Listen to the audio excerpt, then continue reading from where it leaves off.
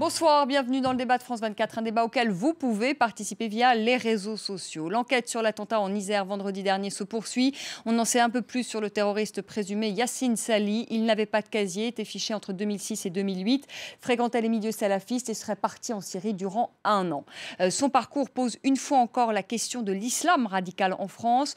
Comment le combattre, cet islam radical, dans les prisons? Faut-il fermer les mosquées salafistes et certaines associations? Où sont les racines du mal?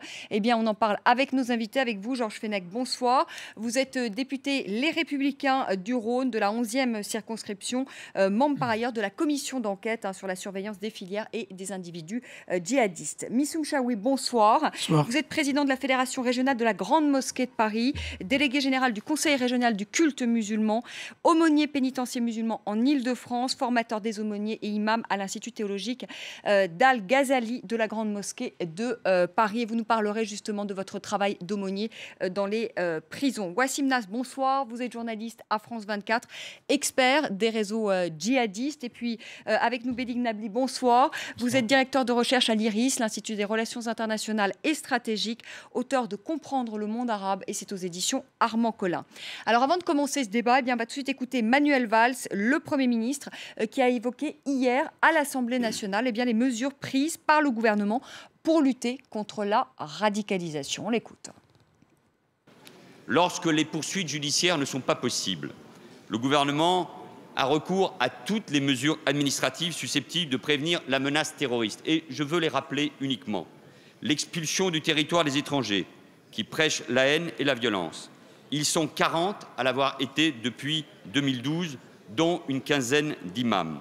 Des procédures de déchéance de la nationalité française sont initiées dès lors que les conditions de droit sont réunies. Plusieurs dossiers, le ministre de l'Intérieur le rappelait ce matin, sont déjà engagés. Nous sommes évidemment sur l'interdiction d'entrée ou de sortie du territoire, gel des avoirs financiers, blocage des sites internet faisant l'apologie du terrorisme, suppression des prestations sociales aux djihadistes ayant quitté la France. Toutes les solutions sont explorées, mises en œuvre pour entraver l'action des terroristes. Georges Fenech, expulsion du territoire des étrangers qui prêchent la haine et qui font l'apologie du terrorisme, déchéance de la nationalité, gel des avoirs, suppression des prestations sociales. Est-ce que ces mesures prises par le gouvernement sont de bonnes mesures? Je dirais qu'elles sont d'autant bonnes que nous les réclamions depuis un certain temps déjà. Donc on ne peut que se féliciter de ces mesures préventives qui vont dissuader, autant que faire se peut, un certain nombre de candidats au djihad. On pourrait rajouter également toutes les lois que nous avons adoptées de manière très consensuelle, il faut le dire. Par exemple, pour retirer le passeport d'un individu suspecté de se rendre sur des théâtres de guerre, on peut lui retirer son passeport pendant 4 mois. Et vous pensez que c'est dissuasif? Parce que moi, je me rappelle surtout des images qu'on a vues de djihadistes qui avaient posté des vidéos justement montrant leur passeport et les brûlant. C'était une manière de dire aux autorités françaises, retirer le passeport, ça empêche quand même de partir sur ces théâtres. C'est ça qui est dissuasif. Alors après, il y a la déchéance de nationalité pour les binationaux. Ça, effectivement... Vous pensez que ça n'allait pas? Est-ce que c'est vraiment dissuasif? En tout cas, ça permet d'empêcher les djihadistes de revenir, puisqu'ils ne sont plus français, puisqu'il y a une déchéance de la nationalité française. Mais ça ne peut concerner que les binationaux, car on ne peut pas évidemment créer des apatrides. Ça serait contraire à toutes les conventions. Missoum Chaoui, est-ce que vous êtes d'accord avec Georges Fenech? Les mesures qui ont été énumérées par Manuel Valls sont dissuasives selon vous? Pour ceux qui plongent dans l'islam radical? Elles sont légitimes. Donc, ceux qui prennent l'extrémisme, le terrorisme et le discours de la haine n'ont pas leur place au sein de la République. Wassim Nasr, elles sont dissuasives? Elles sont dissuasives, mais on ne sait pas si elles seront efficaces, parce que les Saoudiens essayent depuis un bon moment de retirer les passeports à leurs ressortissants qui se trouvent en grand nombre sur différents théâtres de djihad. Donc pour une personne déterminée, même si on lui retire son passeport, ça ne l'empêchera pas d'y aller, surtout avec les frontières ouvertes, surtout avec plusieurs stratagèmes qui peuvent être mis en place. Voilà, on sait très bien que beaucoup de Saoudiens ont pris les passeports de leurs cousins, de leurs frères.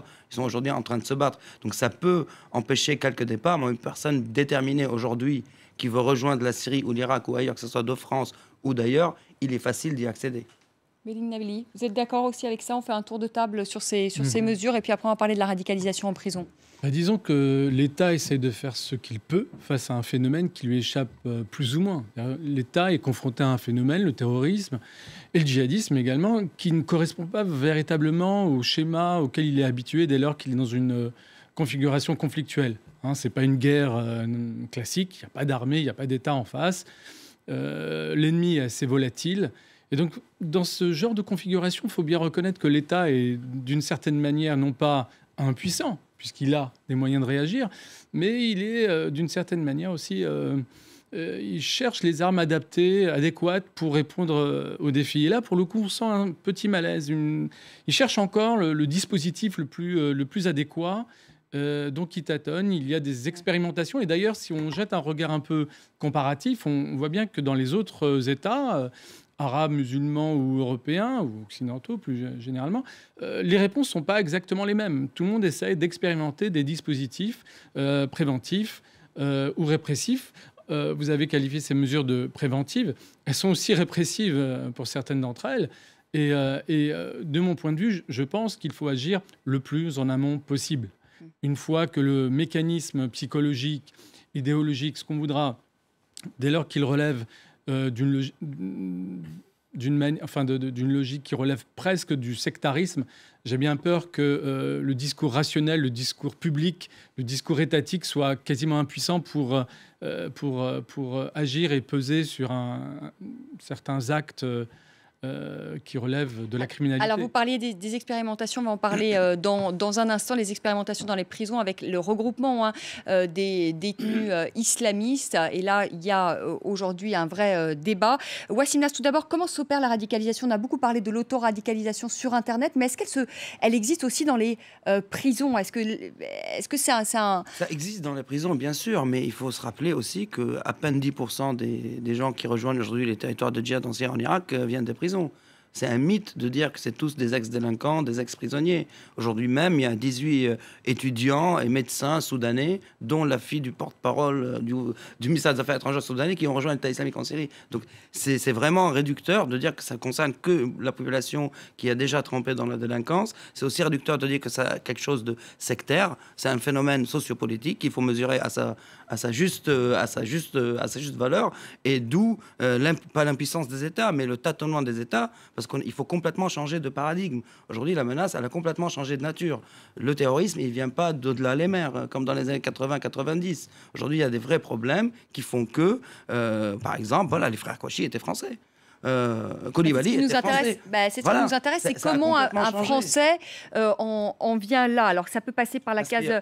Parce qu'encore une fois, c'est un problème sociopolitique. Il y a certainement des gens perdus, des paumés, ce que vous voulez parmi eux. Mais il y a aussi des vraies racines d'un problème sociopolitique qu'il faut essayer de résoudre. Quand le communisme a commencé au début du siècle dernier, les sociétés occidentales ont trouvé des réponses pour faire face à ce problème et pour que tous les régimes en Europe ne deviennent pas communistes et stalinistes. Donc il y a des vrais problèmes de société qu'il faut essayer de résoudre. C'est pas qu'en France, c'est dans le monde entier, dans les pays arabes et dans le monde entier. Vous avez raison de souligner la dimension politique, sociale et donc structurelle qui peuvent être à l'origine de ce type de basculement.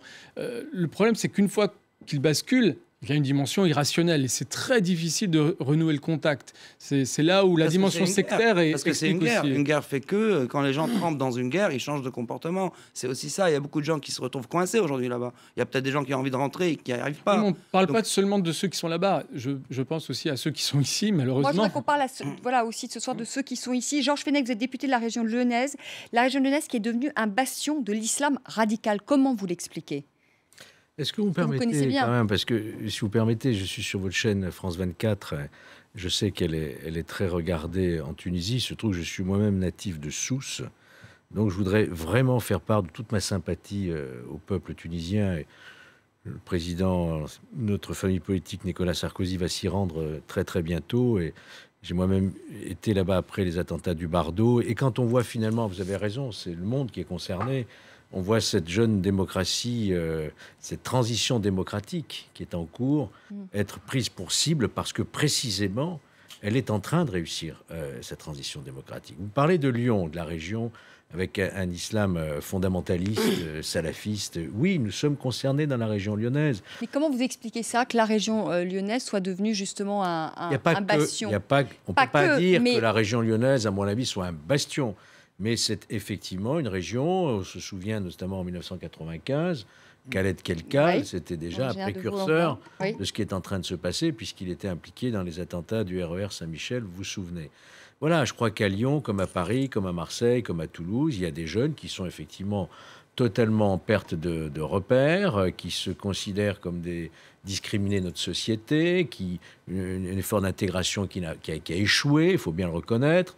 Et tout cela fait que cet appel de l'État islamique... Et alors, par contre, là, je ne suis pas d'accord avec vous, si vous le permettez, c'est quand vous le dites, il n'y a pas d'État en face, il n'y a pas de guerre en face. Que je sache, il y a un État islamique qui occupe un territoire qui est grand comme la Grande-Bretagne, qui nous a déclaré une guerre, mais pas uniquement à nous, à tous ceux qui portent les valeurs auxquelles nous sommes attachés, de respect, d'humanisme. Et moi, je pense que la guerre, elle ne se fait pas à moitié. Ou on la fait totalement, ou on ne la fait pas du tout. Alors, quand on parle de coalition qui bombardent, etc., on sait très bien, tous les spécialistes vous diront que s'il n'y a pas des hommes au sol, on n'y arrivera jamais. Alors, je ne veux pas passer pour un va-t-en-guerre, et moi, je me demande, que fait la communauté internationale aujourd'hui pour éradiquer à la racine ces appels au djihad, etc. Mais est-ce que vous pensez que si la France va faire la guerre aujourd'hui en Syrie, en Irak, ça va Je parle de la communauté internationale. Même, soit la communauté internationale, ça va diminuer la menace ici en France. Je ne pense pas du tout. Je pense que ça va l'accentuer. Monsieur Mchaoui, moi je voudrais qu'on parle aussi de la France, c'est-à-dire comment on combat, parce que c'est quand même le thème de ce débat, l'islam radical. Je voudrais qu'on parle des prisons. Pardonnez-moi, parce que vous connaissez bien. Mais avant les prisons, la situation dans laquelle on se trouve, elle est liée à une situation géopolitique assez difficile et confuse. Donc, on a commencé par la guerre en Irak, les deux guerres, la guerre en Libye. On a commencé la guerre, mais elle est mal finie. Et l'après-guerre n'a pas été suivie. Aujourd'hui, on se trouve avec un groupe terroriste. Je suis désolé, M. Fenech, mais je ne partage pas votre avis, ni l'avis des journalistes, ni l'avis des politiques. Aujourd'hui, quand on légitime un groupe terroriste, aussi dangereux soit-il, d'un État islamique, définir un État sur des frontières, sur une élection démocratique, sur une économie, sur toutes les bases. Mais ils n'ont rien du tout. Mais comment ils l'ont hérité? Attendez, on termine s'il vous plaît, M. Mchaoui. Ils ne sont pas tombés du ciel, ces gens-là. Ils ne sont pas tombés du ciel. Et toutes les grandes démocraties, toutes les grandes démocraties qui ont combattu le terrorisme, ils ont intervenu en Irak, en Libye et partout. Aujourd'hui, il y a la question, pourquoi on n'intervient pas pour éradiquer ce groupe terroriste qui n'a rien d'un État islamique? C'est un groupe terroriste qui n'a absolument rien à voir avec l'islam. Mais moi, je voudrais qu'on parle de l'islam radical en France, parce que je voudrais vraiment qu'on reste concentré là-dessus et pas sur la guerre à l'extérieur. Je voudrais qu'on parle de la radicalisation en prison aujourd'hui. Il est dit, on a regroupé, vous parlez d'expérimentation tout à l'heure, Béline Nabli. Les 20 à Fresnes. À Fresnes, voilà. Adeline Hazan aussi les a rencontrés. Vous aussi, Georges Fenech. Et Adeline Hazan a fait un rapport sur Fresnes et elle estime que c'est une erreur, ce regroupement. Parce qu'elle dit que le niveau de l'ancrage est disparate, qu'il y a des délinquants avec des idéologues et qu'on ne peut pas les mettre sur le même plan, parce qu'elle dit que ça devient un vrai vivier, un lieu de recrutement, et que ça coupe également les détenus de leur famille et que le lien familial est fondamental pour la déradicalisation. Alors, qu'en est-il de cette expérimentation? Est-ce que vous êtes pour le regroupement des détenus islamistes ou vous pensez que c'est une erreur? Écoutez, il y a deux choses. On était complètement opposés à regrouper, je dirais, des gens qui sont extrêmement dangereux, les regrouper pendant un laps de temps, avec quelle idéologie ils vont sortir, quelle idéologie ils vont développer dans la prison. Mais après plusieurs rencontres avec la direction interrégionale des prisons, avec la direction centrale, avec certains cadres du ministère de la Justice, et toutes les réunions, rencontres des aumôniers régionaux, des aumôniers nationaux sur la France, à la préfecture de région, au ministère, aujourd'hui, il y a un tout programme qui est élaboré, par exemple, à Fresnes. Il y a des médecins, il y a des psychologues, il y a des spécialistes de l'extrémisme, du terrorisme qui travaillent, y compris le rôle important des aumôniers. Moi, je les ai rencontrés les 20 pendant plus de 2 heures. On a discuté de leur détention, on a discuté aussi des causes pourquoi ils sont partis. Bon, il y en avait 2 qui étaient revenus de la Syrie. Aujourd'hui, nous, on dit que ce sont des citoyens qui ont frotté. Le problème, c'est ne pas les laisser à eux-mêmes. Il faudrait les réinsérer dans la vie sociale, dans la vie de la cité. Parce que si on va les regrouper et les laisser sans aucun programme, on va les laisser après sortir dans la nature. C'est comme, vous savez, les délinquants qui sortent et après récidivent, ils vont assassiner, ils vont tuer. Vous dites les regrouper, oui, mais il faut qu'il y ait aussi un programme derrière et un programme de réinsertion. Tout à fait. Pas les laisser comme ça en détention totale. Georges Fenech, vous les avez rencontrés aussi? Oui. Oui, je les ai rencontrés également, pas les 20, je les ai vus, j'ai discuté surtout avec l'un d'entre eux. Il faut savoir qu'ils ne sont pas totalement à l'isolement, hein. Ils sont à l'écart dans une aile du bâtiment. Donc, ils ont toujours des contacts avec, lors de la cour de promenade, les ateliers, les salles de sport. Ils ne sont pas véritablement isolés, mais à l'écart, c'est vrai. Ce que j'ai pu constater aussi, c'est qu'il y avait un seul surveillant pour ces 20 qui avait fait une formation de 3 jours seulement, hein, pour comprendre cette radicalisation. Ce n'est pas suffisant. Alors, je sais qu'il y a des efforts qui sont actuellement faits justement pour renforcer et créer des équipes pluridisciplinaires avec des groupes de parole pour essayer d'exorciser un peu ce mal qui est en eux, parce qu'il y a un phénomène d'endoctrinement, je suis d'accord avec vous, un phénomène qui rappelle un peu le phénomène sectaire. Hein. Tout à fait. Mais alors, Mme Aslan n'a pas non plus tout à fait tort. Parce que il faut pas mettre des gens qui peuvent tomber ou qui sont en voie de radicalisation avec des gens déjà très radicalisés. Autrement, on va avoir l'effet contraire. La contamination. La contamination, mais il faut comprendre. Bah voilà, c'est ça. Où mettre le curseur? C'est très difficile. Alors, on les isole pas, on les isole. Sachant que toutes les expériences d'isolement ont eu des effets.